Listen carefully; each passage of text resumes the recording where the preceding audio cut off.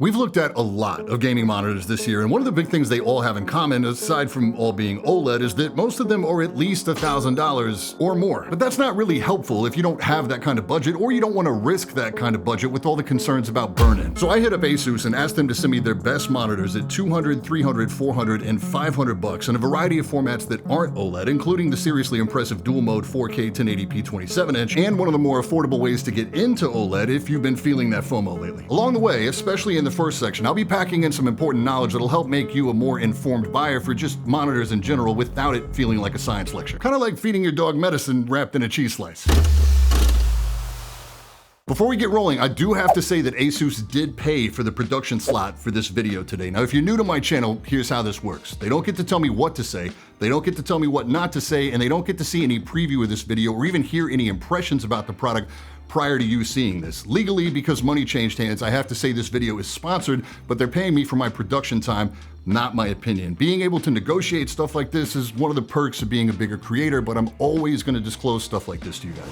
So all these XG series monitors today have a few things in common. The stand is a lot more understated than the aggressive gamery design on the more expensive PG series. This design lacks any lighting, but it includes a slot for your phone. It still has a threaded mount on top for cameras or lighting or whatever. All of these are fully articulated and will do full vertical except for the curved option, which allows just enough pivot to level that panel. This design also has a lot less sprawl on the desk, but the trade-off is that it's only 15.5 inches tall. That's 1.5 inches shorter than the PG series. So if you're a tall user and you don't have a desk shelf, you may want to opt for a monitor arm. Asus sent their ROG Ergo arm. This thing is very solid, but it's also $200. Obviously, it doesn't make a lot of sense to spend as much on your monitor arm as you did your actual monitor, but you will see this throughout the video today, along with their light bar, which is actually pretty sick. All these today, except the OLED, have USB-C with 15-watt power delivery that supports DP alt mode for your laptop or your Ally, and all these have audio out via headphone. These all have Asus AI Game Plus features like the crosshair that automatically switches color for high contrast on different backgrounds and dynamic shadow boost. And while you can control the monitor settings via the traditional joystick and menu system, all these monitors support the Display Widget Center app where you can control all your settings and set up custom settings for different games and applications all on your desktop. You also get all your cables and power adapters in a separate zippered pouch, which I love because it's way easier to find in my ever-growing black hole of a cable and AC adapter collection. And probably the thing that surprised me the most about this lineup today is that all of these monitors have really strong factory calibration. They all have very deep menus for color adjustments and settings, and they all have eLMB. This is a strobing tech similar to Zowie's Diac or Nvidia's ULMB2 that drastically improves motion clarity at the expense of brightness and some other features. So Asus isn't gatekeeping features for their more expensive models. You'll be limited by the capabilities of the hardware itself, but whether you're spending $200 or $700, you get the same pretty insane feature set. And all these monitors put up really good input latency versus theoretical perfect, which is always going to be lower as your refresh rate gets higher. All of these also ship in a wide gamut color mode, which offers an increased color range versus the standard sRGB. They all have an sRGB mode if you find wide gamut to be too saturated for some content, but this generally isn't the case for gaming. And all of them have a saturation slider that allows you to really punch up the colors if you want a more saturated look for gaming. Color accuracy isn't really a huge concern for gaming, and all of these do fine in that regard until we get to the OLED, which is impressive. So we won't talk about any of that until much later in the video.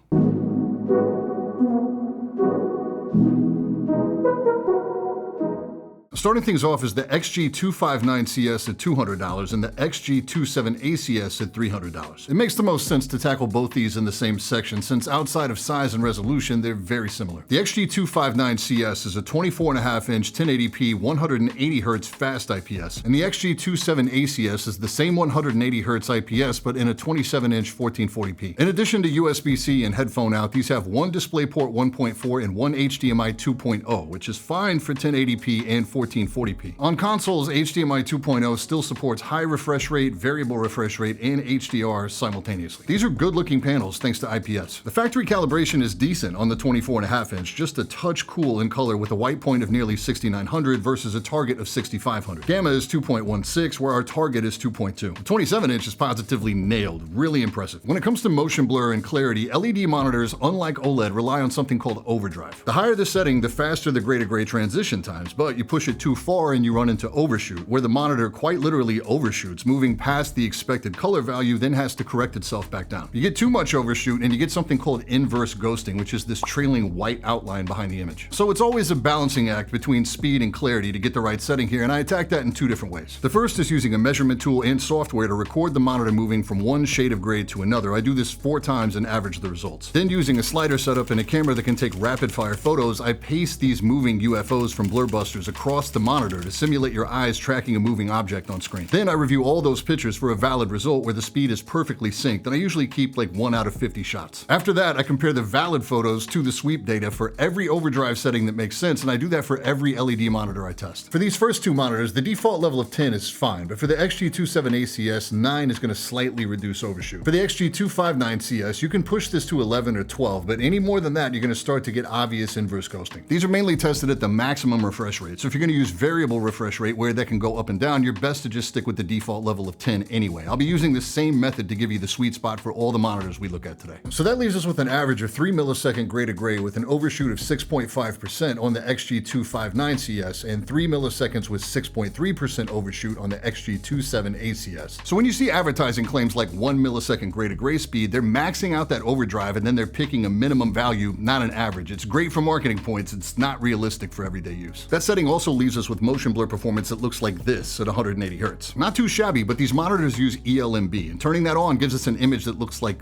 this. It's a pretty insane difference to clarity with 2 costs. One is you get some image doubling. That's not really a big deal, but the big hit comes to brightness. Standard brightness on the 24.5 inch is 430 nits. Enabling ELMB knocks this all the way down to 146. On the 27 inch, we start with 383 and it knocks us down to 157. Anything under around like 225 nits is where I personally start to have issues with the monitor just not being bright enough, and these results are firmly under that. You need to be in a dim or dark room to run this, but specifically for competitive FPS, I think it's worth the trade-off. 180 Hz with ELMB looks crazy. For other gaming types, I'd want the additional brightness instead. Running ELMB also locks out HDR and variable refresh rate, among other things. ELMB works best when you can lock your FPS to a certain frame rate that you know your gaming machine can reliably hit all the time. But these monitors also have ELMB Sync, which attempts to do the same thing but with variable refresh rate. It saves you anywhere from 25 to 75 nits of brightness, but I get a lot of this. It's called strobe crosstalk, and it's where you get a ghost image ahead of and behind the primary image. I'm pretty sensitive to this, so I wouldn't personally use it, but your mileage may vary, so it's nice to have the option. HDR, or high dynamic range, is generally a throwaway on the majority of LED monitors, particularly at the budget end, and that's the case here for me too. Peak brightness here is around 410 nits. Real HDR has a peak brightness of 1000 nits. The entire point of HDR is to have a really wide scale of dark to light values. That's called dynamic range, and the majority of LED backlit desktop monitors just don't execute that very well. It's clear that Asus spent a lot of time dialing in the performance. The closer the gray line is to the yellow line throughout these ranges, the more accurate the experience. These measurements look really good, so they didn't treat it like a throwaway. It's just a limitation of the hardware. The second thing that makes HDR look great is controlling the amount of haloing when you have extreme light right next to extreme dark. LED backlit monitors try to accomplish this with dimming zones, so only certain sections of the monitor are lit at any one time. That feature and really impressive HDR experiences generally come with a much higher price tag. That means the subjective experience of playing in HDR is just okay. The image here as a whole looks flat. It lacks depth. Small light sources don't convincingly punch through the darkness. Alan's flashlight here has a tendency to wash out whatever it touches, so I don't consider HDR to be a selling point. And look, if you've never seen proper high-end HDR, this might look fine to you. If you have this on your monitor and you like it, knock yourself out, but I think monitors at this price point look better in SDR. So what we've got here are 2 monitors that are surprisingly impressive at this price point. The 24.5 inch is a really solid option if you or someone you're buying for is getting started in competitive FPS gaming. A lot of competitive players like the 24.5 inch format. 1080p is easier on your computer, so you get higher frame rates, and the performance of 180 Hz and ELMB is just stupid good at $200. For me, the 27 inch XG27ACS is going to be the better all-rounder for sure, if you can stretch the extra $100. Bigger size, better resolution, better color performance, and I greatly prefer the detail that moving to 1440p offers over 1080p. And realistically, 27 inch 1440p is still the sweet spot for most gaming, unless you have a monster expensive rig that can handle 4K at higher frame rates.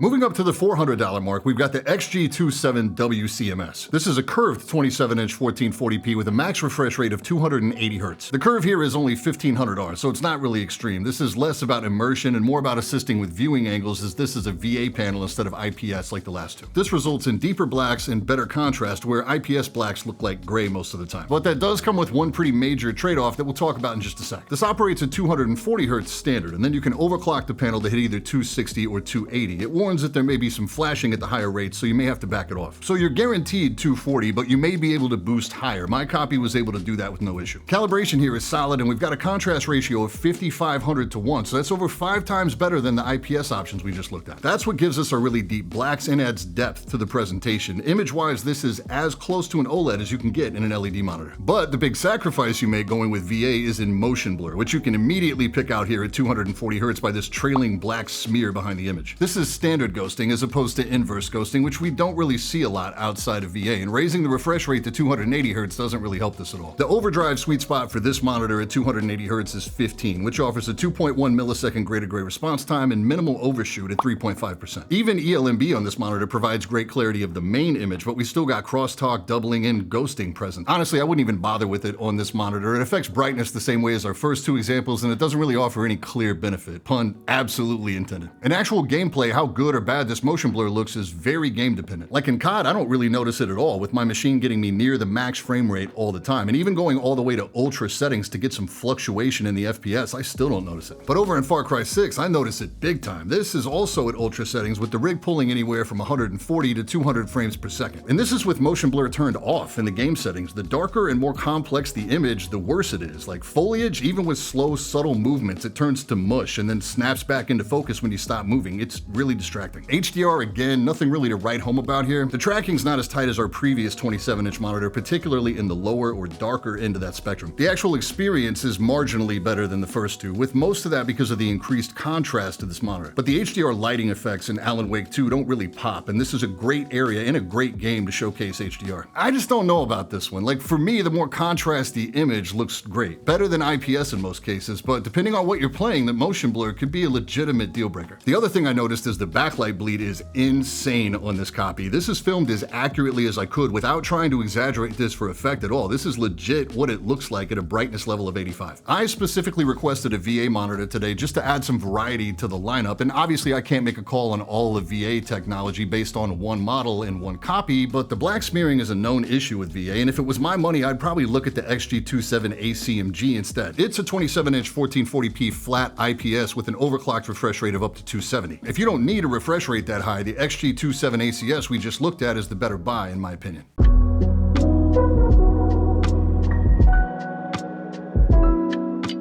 All right, at the $500 mark today, this is the dual mode XG27UCG. This does 4K at 160 Hz or 1080p at 320 Hz. If you're someone that plays a lot of single player stuff, you consume a lot of content, and you play a lot of competitive FPS or rhythm games, this is potentially the mid-range one and done monitor. I like 4K at 27 inches a lot because the pixel density at that ratio is bananas, and the 1080p 320 looks and feels really good for gaming. Yes, even at 27 inches. We've got HDMI 2.1 here as well, which makes this a great pick if you also have a console in addition to your PC. They do make this monitor in black, but I got this one today in white just so I could see what it looked like, and I am not disappointed. This is also the first monitor so far today that has lighting on the rear of the body. The 1080p mode here is really interesting if you're somebody that plays a lot of competitive FPS, but you're not so sweaty that you're married to a 24.5-inch display. The default for switching into this mode is a full screen display. Now, 1080p goes into 4K a clean 4 times, but for whatever reason, it looks like they opted to not use integer scaling with this monitor. Filming 1 pixel at 1080p,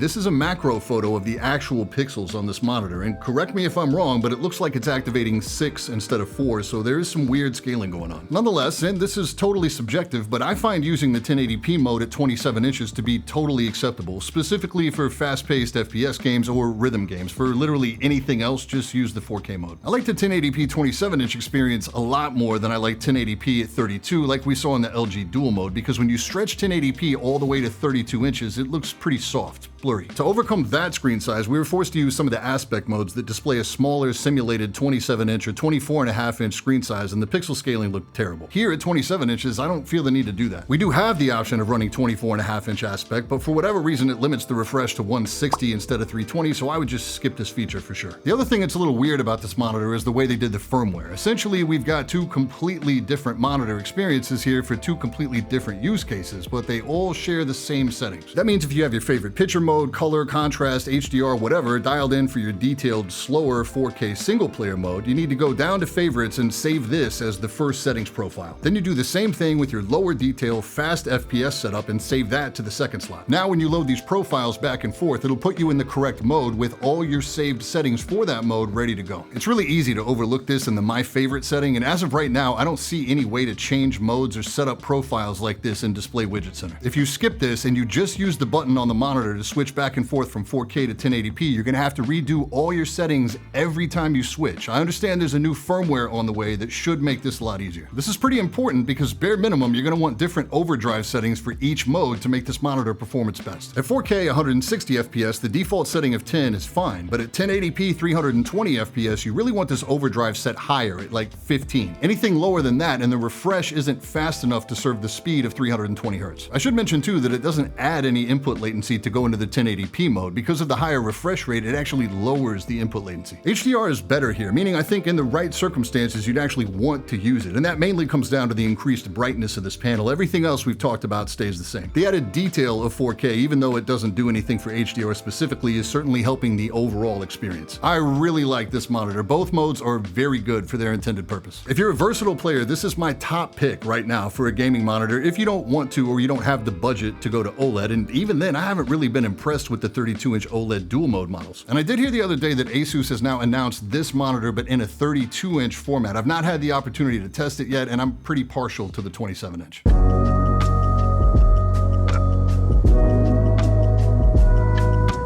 And that brings us to one of the more affordable OLED options at $750, the XG27AQDMG. This is 27 inches, 240 Hz, and it's one of the only monitors on the market that uses a WOLED panel with a glossy coating. Versus LED monitors like everyone we've looked at so far, OLED has some distinct advantages and a couple drawbacks. Firstly, there are no overdrive settings to juggle here. These monitors all do a sub 0.1 millisecond gray-to-gray response with very low overshoot numbers. That means the motion clarity on these monitors is roughly 1.5 times the performance of LED monitors. So here's 240 Hz on this OLED versus the 320 Hz IPS we just looked at. The other big advantage is color accuracy and gamut coverage. We didn't really talk a lot about that on the way here because there wasn't much to talk about, but here's how this monitor stacks up against everything else we've looked at today. But the major thing with OLED is that there's no backlight here. Each one of these pixels lights up or turns off as needed. So OLED monitors usually offer a much better HDR experience because you can have bright white pixels right next to completely black pixels, and there's no glow or haloing coming off the bright areas. I should say too that if you're still on Windows 10, it's still horrible at handling HDR. If you're on Windows 11, it does a much better job with its HDR calibration app. Because these pixels turn all the way off when they're not being used, we have an infinite contrast ratio versus the 1000:1 standard on IPS and the significantly higher contrast ratio on the VA panels. All this adds up to a picture that's just stunning. It looks almost 3D at times, and the clarity feels like you're looking at a slideshow of like high-res images. This monitor having a glossy coating in conjunction with that WOLED panel means you're getting, in my opinion, the best OLED experience out there. I like it better than QD OLED. But it also means having like mirror image reflection. So this is not for bright rooms, and it's definitely not for any rooms where you have a light source like a window shining directly on it. I've already done a big breakdown video of this monitor versus matte OLED versus the semi-gloss coating on QD OLED with plenty of real-world examples. You can click right up here if you want to learn more about that. Now the first downside to OLED is overall brightness, but this panel comes in at 261 nits, and that's plenty bright. The other issue is text clarity, and even though this is using the newest MLA Plus panel from LG, it's not using their newest subpixel layout. So if you're sensitive to text clarity, that can be an issue with this monitor, as 27-inch 1440p is a lot less forgiving than 32-inch 4K. VRR flicker can also be a concern on OLED, where the monitor's gray-to-gray refresh is happening too fast, and it's capturing the luminance value change caused by the variable refresh rate. It's not present on my copy of this monitor, but it is on other OLEDs that I own, particularly the 480 Hz. Asus has developed a way to help mitigate this by restricting restricting the range where VRR is active. This is also limited purely to VRR, so if you're running games where you don't need it, just cap your GPU and turn VRR off. But the major thing outside of cost that gives people pause about OLED is the conversation around burn-in or image retention. I talk about this in every OLED video I do, and I'm at the point where I'm just not really concerned about it anymore. We now have a lot of protection built in to prevent it, with new stuff coming out all the time, and we have 3-year warranties with specific coverage for burn-in. Especially if your primary use for your monitor is watching movies or gaming, I really don't think there's a lot to be concerned about. I have an LG CX TV that I use as my main display for all my productivity and all my editing. We're talking about hours a day, and I'm not careful with it. Sometimes I accidentally leave it on all night on a static screen. I've had it for over 3 years. I don't have any burn-in. I'm now exclusively OLED here for all of my displays. That's how much I enjoy it. The HDR experience here is great. The image quality is top tier, and we're starting to see some really impressive frame rates too. As we're nearing the end of the year, I've been asked a lot which monitor I've gone with as my primary main gaming display, and that's the Asus PG32U CDM. That's 32 inches 4K at 240 OLED. Occasionally, I'll swap it for the PG27AQDP. That's 480 Hz 1440p at 27 inches if I'm grinding a lot of competitive like I am at the moment. Those are two very expensive monitors, but if you're curious about OLED, this monitor is a great place to start. So hopefully now you feel more informed when you're watching other monitor reviews, or you feel a little more confident in choosing a monitor. If one of these examples works for you today, I will link everything down in the description, and fire away with any questions you have for me in the comments. We're gonna keep this roundup train rolling for like the next 3 weeks. We'll talk about Hall effect keyboards and a lot of audio, including all the wireless headsets that have come out this year, and we'll talk about the best options for solving your specific audio setup needs on your desktop. That's it for today. Thank you so much for watching, and I will catch you all in the next one. Stay up.